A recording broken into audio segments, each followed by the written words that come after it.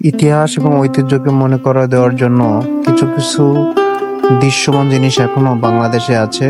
বাংলাদেশের বিভিন্ন জেলাতেই এরকম দৃশ্যমান জিনিস দেখা যায়, যা অতীতের ইতিহাসকে, ঐতিহ্যকে মনে করিয়ে দেয়।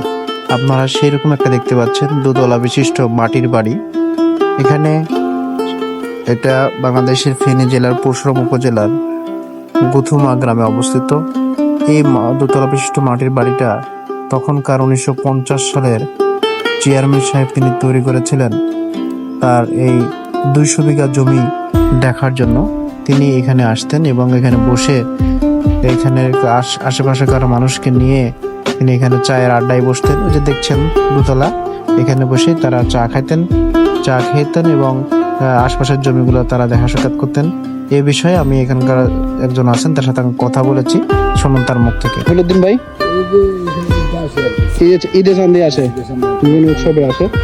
দেখি ইতিহাস এবং ঐতিহ্যকে ধরে রেখেছে এই বাড়িটা। তো এই বাড়ি সম্পর্কে একটু যদি বলতেন ভাই।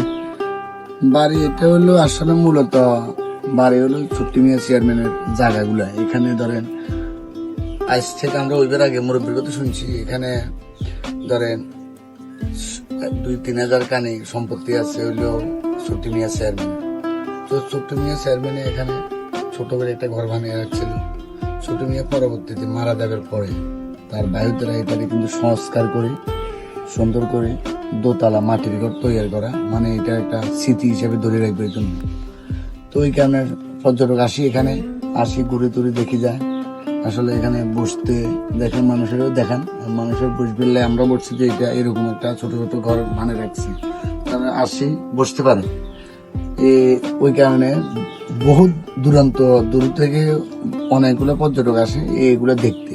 এখানে মূলত খুব শান্তির একটা জায়গা, যা পরিবেশ এমন একটা সৌন্দর্য বৃদ্ধি করছে এই ঘরটা করার কারণে।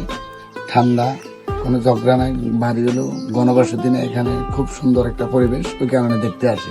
আচ্ছা ভাই, বুঝলাম, মানে চেয়ারম্যান সাহেব তার ইতিহাসকে ধরে রাখার জন্য, চেয়ারম্যানের ঐতিহ্যকে ধরে রাখার জন্য তার উত্তরসূরি যারা আছেন ভাইপোতেরা তারা এটা করে রেখেছে। আচ্ছা, এই যে সামনে যে আমি পানির একটা ইয়ে দেখতেছি, যেটা কি বলা হয়, এটা কূপ, এটা আমরা কূপ বলা হয়। এই কূপটা কেন করছিল? কূপটা আমরা ওইদিকে পাহাড়ি এলাকা, তো এখানে আপনার চাইলে কিন্তু টিকল বর্ষায় পানি পাওয়া যায় না।